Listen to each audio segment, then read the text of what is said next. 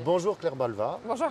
Très heureux de t'accueillir ici pour t'interviewer pour le journal du Coin à l'occasion de Surfing Bitcoin, donc une conférence merci. dédiée à Bitcoin. Écoute, tu fais partie des personnes que j'ai suivies, mais je serais quand même très heureux que tu me racontes un petit peu ton histoire. Quand est-ce que tu as découvert Bitcoin et surtout pourquoi? Alors moi j'ai découvert Bitcoin en 2015, donc ça fait 6 ans maintenant. Et je l'ai découvert grâce à un de mes associés qui, lui à l'époque, était en stage en cabinet de conseil en moyens de paiement. Et donc on lui avait demandé de faire une veille sur Bitcoin, il avait découvert Bitcoin et puis on en a parlé. C'était passionnant parce qu'à l'époque il y avait beaucoup de contenu en anglais aux États-Unis, puis très peu en français. Et donc nous on a décidé de se lancer en créant au départ ce qui était un site web pédagogique qu'on a appelé Blockchain France et puis qui au fur et à mesure des mois est devenu Blockchain Partner quand on a monté une véritable offre pour les entreprises et qu'on a fusionné avec une autre boîte 2 ans plus tard. Bon, mais c'est super. Mais justement, c'est ma question d'après. Est-ce que tu reviendrais sur cette success story de Blockchain Partner? Je crois qu'il y a eu une revente récente, une fusion. Alors, effectivement, alors c'est une histoire qui n'est pas linéaire hein, parce que le marché de crypto n'est pas linéaire, donc on a fait beaucoup de choses différentes. Blockchain Partner n'est pas né du jour au lendemain comme ça. Au début, on a commencé avec un site où notre objectif c'était vraiment de faire comprendre. Alors, c'était pas que Bitcoin, hein, c'était les différentes blockchains avec pédagogie. Et puis, en fait, assez vite, on a été contacté par des entreprises qui voulaient se former. À l'époque, il y avait quand même une sorte de hype médiatique autour du thème de blockchain. Donc, on a bénéficié de ça, en quelque sorte. Et puis, on a formé beaucoup d'entreprises, de départements innovation. Et puis, une fois que tu as formé des gens, tu proposes des ateliers, tu proposes des prototypes techniques. Et donc, notre but, ça a toujours été d'accompagner les entreprises et les institutions dans leur compréhension de ces sujets-là et dans leur approche, leur implémentation d'applications. En 2017, on a fusionné avec une boîte qui s'appelle Labo Blockchain, oui, bien sûr.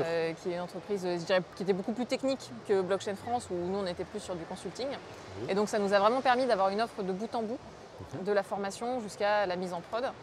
Et ça parlait énormément à nos clients parce qu'ils avaient besoin d'un partenaire qui maîtrise à la fois leurs enjeux business, mais aussi les enjeux techniques. Et donc, voilà, ça a super bien marché pendant quelques années. Et là, effectivement, on s'est rapproché de KPMG. Ce qui nous a poussé à faire ça, c'est tout simplement que le marché a lui-même évolué et qu'aujourd'hui, des sujets blockchain, c'est pas que des sujets techniques, c'est pas que des sujets d'innovation, c'est devenu enfin, j'ai envie de dire, des sujets stratégiques. Et maintenant, on a enfin des entreprises qui acceptent de parler crypto. C'était pas le cas il y a 5 ans. Voilà, c'était ma question. Donc elles se sont rendues compte que c'était un sujet stratégique pour elles, surtout dans les secteurs liés au secteur financier. Et donc ça veut dire que maintenant pour vendre aussi des projets, il faut aller à un niveau COMEX ou alors c'est des projets techniques énormes et donc il faut avoir des produits, beaucoup plus de développeurs. Et donc nous, on est jeunes, on n'a pas forcément accès à tous les COMEX, on n'avait pas forcément une armée de développeurs non plus. Et donc il nous fallait des synergies avec un groupe plus grand et ça faisait sens avec KPMG. Mais tu es modeste, hein, bravo, parce que quand même, je crois que dans tes clients, tu as travaillé avec la moitié des boîtes du CAC 40. Tu as travaillé avec des États, je me souviens, la Suisse peut-être. Oui, bien sûr. Alors non, quand je dis qu'on n'a pas accès à des COMEX, on a formé un certain nombre de COMEX, mais c'est pas du tout pareil. Si tu veux de se dire, voilà, on va former des COMEX, on va travailler avec des entreprises, que de se dire, on va faire une étude à 200 000 € pour dire pourquoi il faut que vous alliez sur les crypto-monnaies. Tu vois, tu peux faire plein de choses, mais t'es pas non plus McKinsey, quoi. Donc, tu as cette espèce de difficulté quand même à aller KPMG, c'est les Big Four. C'est un Big Four, oui, tout à fait. Tout à fait. Et effectivement, nous, on a travaillé avec un peu plus de la moitié du CAC 40. Donc, beaucoup de secteurs différents. Alors, forcément, beaucoup le secteur bancaire au début, mais même pas forcément sur la crypto, mais bon, quand même le secteur bancaire. Et puis après, tout secteur, donc secteur de l'énergie, du jeu vidéo, de l'immobilier notamment. Donc, globalement, c'est soit des secteurs, j'ai envie de dire, très numériques, soit des secteurs qui ont un lien avec le secteur financier ou alors des secteurs où tu as beaucoup de valeurs qui circulent, tu vois, dans l'immobilier, tu as beaucoup de transactions, etc. Alors là, j'ai une question, c'est vraiment pour notre audience du Journal du Coin. C'est une question assez rigolote qui est spécifique au Journal du Coin. Tu as parlé de Labo Blockchain. Labo Blockchain, donc, et tu sais que nous, on a un intervenant qui s'appelle Emilien Dutemps. Oui, que je connais bien du coup. Voilà, exactement. Et donc, pour avoir subi ces blagues, moi, à titre personnel sur notre chaîne, tu sais qu'on n'a qu'une peur, c'est qu'il arrive à faire fermer notre chaîne YouTube en ayant dit une grosse bêtise. Donc, qu'est-ce que c'est de travailler avec Emilien? Tu peux lui envoyer un talk ou des louanges. Non, mais alors ça s'est bien passé, mais pour être honnête, ça n'a pas non plus duré super longtemps parce que en fait, on a fusionné avec eux en 2017 et il se trouve qu'ils ont eu un bon problème, Amy et Adrien, c'est qu'ils sont devenus assez riches avec le bull run de 2017. Ils prétendent ne pas l'être. Donc, ça a malheureusement pas duré assez longtemps puisque au bout d'un moment, ils n'ont plus eu envie de travailler, ce que je peux comprendre. À leur place, j'aurais peut-être pas eu envie non plus. Et donc après, voilà, le pôle technique s'est reconstitué autrement. Bon, en tout cas, Emilien, je te passe un message, il ne tarit d'éloges sur ta personne. Ah bah écoute, voilà, merci beaucoup Emilien. Voilà, on le remerciera. Et Emilien, tu n'as pas été taclé, ton honneur est sauf, c'est magnifique. Voilà, ma question d'après, c'était l'évolution des mentalités. Donc toi qui es là depuis 2015, qui a travaillé avec pas mal d'acteurs, justement il y avait ce positionnement qui était très blockchain de prime abord et qui sans doute avec en fait, le but finalement de pénétrer un écosystème qui était relativement hostile aux crypto-monnaies. Et donc finalement, le seul angle par lequel tu pouvais t'adresser à ces personnes-là, c'était forcément pas... Est-ce que ça a changé? Alors ça a changé. Non mais très clairement, moi en 2015-2016, c'est pas que j'avais pas envie de parler crypto, c'est que j'arrivais chez un client, je lui disais salut, je vais faire une formation Bitcoin, il me disait merci, au revoir. Donc t'as pas beaucoup d'autres choix que de dire on va vous parler de blockchain. Et puis, tu en profites pour faire ton introduction sur Bitcoin, sur pourquoi c'est intéressant. Donc, tu fais passer tes messages de manière plus soft. Et c'est vrai que ça a beaucoup évolué. Il y a eu plusieurs étapes. Alors déjà, il y a eu une étape où les entreprises se sont rendues compte que les blockchains privées, c'était pénible parce qu'il fallait les maintenir, ça coûtait beaucoup d'argent. Donc en fait, c'était très pragmatique, mais finalement, elles se sont dit, peut-être que les blockchains publiques, c'est mieux. Donc il y a eu cette étape-là. Il y a eu une deuxième étape, j'ai trouvé que les annonces sur Libra ont beaucoup fait bouger aussi de décideurs. Parce que d'un coup, tu as plein de chefs d'entreprise, de décideurs qui se sont dit « Ah mais en fait, peut-être un sujet stratégique finalement, si demain Facebook me concurrence, moi je suis une banque, je traite de l'euro, mais si demain il y a du Libra, comment je fais pour le traiter ?» Et donc il y a eu plusieurs petites étapes comme ça qui font qu'aujourd'hui c'est quand même beaucoup plus facile de parler crypto qu'il y a 5 ans. C'est pas non plus évident parce que tu as encore beaucoup de réticences, tu as des incertitudes sur la réglementation, tu as des préjugés et puis tu as une crainte réputationnelle, je dirais. Oui, Tu vois, il y a plein d'entreprises où nos interlocuteurs vont nous dire moi je suis super convaincu qu'il faut qu'on aille sur la crypto, mais mon patron, je ne sais pas s'il va être motivé et puis surtout, je ne sais pas ce qu'on va dire de notre entreprise. Si on investit dans Bitcoin, qu'est-ce qu'on... Chez nous, en tout cas, sur le journal du Coin, chez vous, oui. On en dira du bien. Mais tu vois, ils ont peur en gros d'un article des Échos qui disent ils sont redoutables. L'entreprise machin a investi dans Bitcoin, c'est le mal, où est-ce qu'on va, c'est n'importe quoi. Donc il y a une prise de risque réputationnelle. Voilà, c'est ça. Et donc ils ont très peur de ça. C'est dommage parce que moi, à titre personnel, je trouvais qu'il y avait peut-être pas mieux placé que les banques qui ont un carnet de contacts, des pôles de réglementation, etc. pour vendre des cryptos. Oui, mais alors il y en a qui commencent à faire des choses. Tu vois, par exemple, Boursorama, maintenant, tu as des exchanges qui sont interfacés. Avec le retrait non, en fait, ils interfacent des exchanges, donc c'est que de la visibilité, il n'y a aucun risque pris. Quand tu vas sur ton compte Boursorama, tu as ton compte en euros et puis tu as une partie où c'est marqué compte crypto-monnaie. Et donc là, tu peux voir Kraken, tu peux voir Premium maintenant, tu peux voir quelques exchanges comme ça. Donc tu sens quand même qu'il y a un positionnement, qu'il y a des tentatives, mais il y a souvent beaucoup de blocages aussi au niveau de la conformité.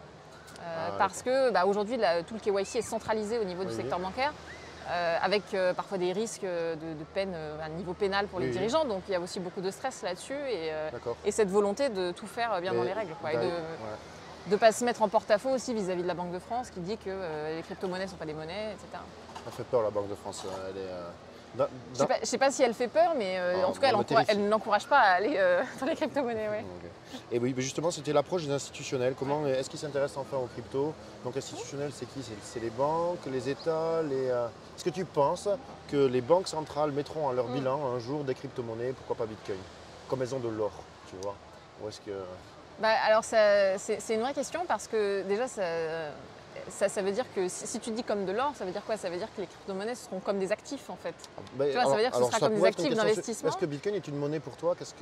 Comment tu vois Bitcoin? Alors pour moi, Bitcoin a complètement le potentiel de devenir une monnaie. Aujourd'hui, le fait est que c'est encore assez peu utilisé comme monnaie. C'est un petit peu utilisé comme monnaie. Mais bon, pour moi, c'est l'usage qui fait la monnaie. Bitcoin commence à être utilisé comme une monnaie, mais tu vois, on est encore très loin de l'euro pour être bien sûr. Donc, pour moi, ça a le potentiel d'être une monnaie. C'est plutôt une sorte d'actif protéiforme, tu vois. C'est un investissement, c'est comme une action, c'est une monnaie, c'est un peu tout. Et c'est ça qui le rend aussi super intéressant. Et moi, je pense qu'en tout cas, les banques centrales n'auront pas vraiment d'autre choix que de prendre en compte l'arrivée de Bitcoin. Alors, est-ce qu'elles le feront en mettant du Bitcoin à leur bilan? Est-ce qu'elles le feront en se disant il faut qu'on participe à la politique monétaire de Bitcoin parce que Bitcoin, c'est l'étalon or de demain. Donc, on va essayer potentiellement, ou alors on va essayer de comprendre les futures évolutions protocolaires. On va aller s'intéresser à ça. Tu vois, peut-être que finalement, les gens qui font Bitcoin aujourd'hui, ça ne sera pas exactement les mêmes personnes dans 50 ans. Peut-être que demain, tu auras des partis politiques monétaires dans Bitcoin avec, je sais pas, des États qui enverront des gens pour s'intéresser au courant de pensée dans Bitcoin. Pourquoi pas? D'accord, pourquoi pas, écoute, tout est possible. Ben, je te donne rendez-vous dans 50 Pas, ans. voilà, c'est un peu Madame Irma là. Mais Non, j'ai dit ça, c'est souvent voilà, j'ai pas mal de prophéties qui sont annoncées, donc je donne toujours rendez-vous. Là, c'est 50 ans, je vais devoir tenir. Mais, ça fait long. à titre personnel, donc là c'est une conférence Bitcoin, Ouais. toi est-ce que tu t'intéresses aussi à d'autres crypto-monnaies, donc les fameuses altcoins? Oui, alors ça dépend ce que tu entends par s'intéresser. Alors là c'est la question subsidiaire, c'est trading. Alors il y a deux écoles, est-ce que toi-même tu trades ou pas? Moi je fais pas de trading, moi j'investis dans les cryptos tous les mois. Ah c'est super, ça va plaire aux organisateurs de la conférence qui font du DCA. Non, moi j'ai principalement du Bitcoin et de l'Ether. Ouais, d'accord, mais c'est bien, pas d'erreur. J'ai un petit peu dans d'autres altcoins, mais vraiment sur des montants très faibles. Oui.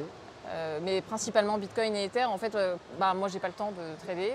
J'estime que j'ai pas du tout de compétences de trading. Oui. Et les quelques fois où j'ai essayé de trader, j'ai cru, mais non. Les quelques fois où j'ai essayé de trader, ça s'est pas bien passé. Donc j'ai très vite arrêté. Je me suis dit ok, on va faire ça correctement. Et c'est d'ailleurs ce que je conseille aujourd'hui aux gens qui ont jamais fait de trading, c'est plutôt de garder la tête froide et de faire ça sur le long terme. C'est une excellente approche. Donc du coup, investissement programmé, régulier, comme de l'épargne en fait, un crypto PEL. Ouais, c'est ça, exactement. Et puis après, nous chez Blockchain Partner by KPMG, alors on croit vraiment dans Bitcoin comme la plus solide des crypto-monnaies, etc. Mais le fait est que nos clients, pour la majorité d'entre eux, ne touchent pas encore à Bitcoin. Il y en a quelques-uns qui font des investissements, un peu de leur trésorerie en Bitcoin, mais ça reste encore très minoritaire.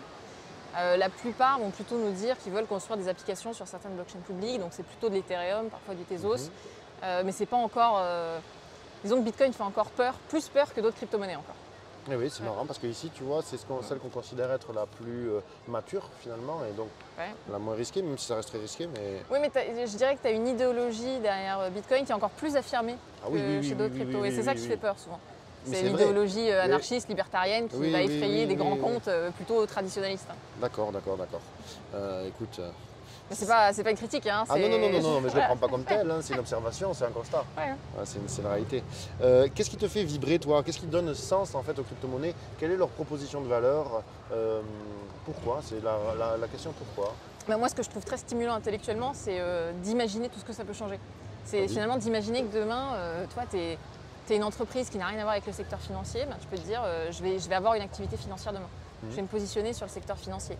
Et puis c'est aussi le côté indépendance, moi je vais parler de ça justement demain, mais indépendance en tant qu'individu, le fait de te dire je peux avoir le choix de dépendre d'un tiers ou de ne pas dépendre d'un tiers, je trouve ça hyper puissant comme valeur ajoutée. Et même d'ailleurs au niveau de l'État, alors on le voit avec le Salvador, le fait de se dire en tant qu'État je peux être indépendant, je peux décider d'arrêter de dépendre systématiquement du dollar, c'est politiquement en fait, je trouve ça hyper intéressant. Alors même que moi-même je ne suis pas du tout anarchiste, je ne suis même pas libertarienne, mais je reste quand même sensible à ça, tu vois.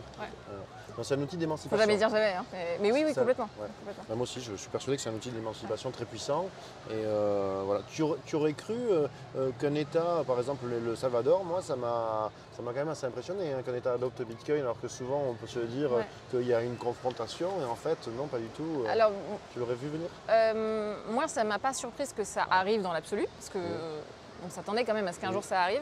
Il y avait quand même plusieurs États où c'était déjà assumé comme moyen de paiement, donc ça faisait plusieurs années qu'on se disait un jour il va y avoir un État où ça va arriver. Moi, ce qui m'a surprise, c'est que ça arrive d'un coup et qu'on en entende parler d'un coup. Tu vois, c'est pas pendant X semaines ou X mois, les rumeurs, etc. Non, c'est vraiment d'un coup, boum, le Salvador adopte Bitcoin comme monnaie légale. Et puis ce qui m'a surprise aussi, c'est à quel point leur chef d'État est passionné et à fond, c'est incroyable. Et alors ça, je m'y attendais pas, quoi. Mais bon, je connais pas spécialement le Salvador ni la culture du pays, donc tout est possible. Mais je m'attendais pas à avoir un homme politique porté aussi haut.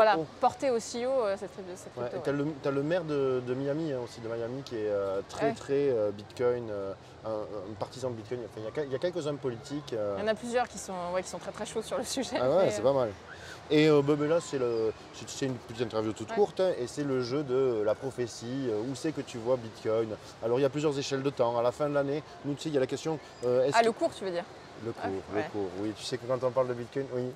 Alors, je me risquerais pas à donner un chiffre, mais Moi, je dirais que le boulot Dans n'est les pas 10 ans. Non, mais déjà, Dans moi, les je dirais 10 que le ans. boulot n'est pas fini. Ah, bon, mais tu nous Mais rassures, bon, tu sais que je veux pas c'est faire de de l'incitation à Non, l'achat, mais c'est j'ai pas la- l'intuition que le boulot n'est pas fini. Mais ça, il faut de l'intuition. Et après, je sais pas, moi, j'ai connu le Bull Run de 2017. Oui, J'ai tu pas l'as que- apprécié? Je l'ai apprécié. Alors après, je l'ai apprécié en tant étudiante. qu'investisseuse. Ouais. Non, on T'avais était, c'est l'année où on a fusionné avec Labo Blockchain. Ah oui, tu c'est vois. vrai, oui, vous, c'était 2015 au début. Et on Parce a que commencé tu en m'as 2015, ouais. Et donc j'ai connu le Bull Run de 2017. Alors c'était hyper marrant parce que toute l'équipe avait les yeux rivés sur les Mais c'est cours. très dur de se concentrer, de travailler pendant un bull run. Eh, mais Moi, moi, j'ai vu j'ai- la productivité voilà. au travail Exactement. en plein bull run. Moi c'était- j'ai remarqué ça, c'est-à-dire que tout le monde est passionné, c'est un moment hyper Oui. excitant et en même temps tu as l'impression que l'activité de ta boîte, tu as du mal à la bouger parce que tout le monde est Mais les passionné par cours. autre chose, quoi. Ouais. Donc moi j'ai connu le Bull Run de 2017, j'ai pas connu celui de 2013, mais tu vois c'est vrai qu'en 2017 on est passé d'un ATH précédent, je crois en 2013 qui était à 1000 dollars, Ouais, à un ouais. nouvel ATH qui était autour de 20 000, si je ne me Oui. trompe pas. À peu près, oui. Donc on a quand même un ATH qui a fait x20 entre les deux. Oui, oui, oui. Alors après, Bitcoin a quand même tendance à être de moins en moins volatile, donc je suis pas sûre qu'on fasse Oui. x20 cette fois. Mais ouais, clairement un x5, un x10, ce serait pas non plus hyper C'est surprenant. pas quoi. demander grand chose quand Voilà. même. Je veux dire, c'est très raisonnable. Voilà, c'est Écoute, très raisonnable. voilà, mais bon, que- c'est du doigt mouillé, hein, on va pas se mentir. c'est donc, très bien. Que Bitcoin t'entende surtout, donc c'est parfait. Ben écoute, merci Je d'être t'en prie. venu et j'espère que tes prophéties se réaliseront. Bah, moi aussi, j'espère.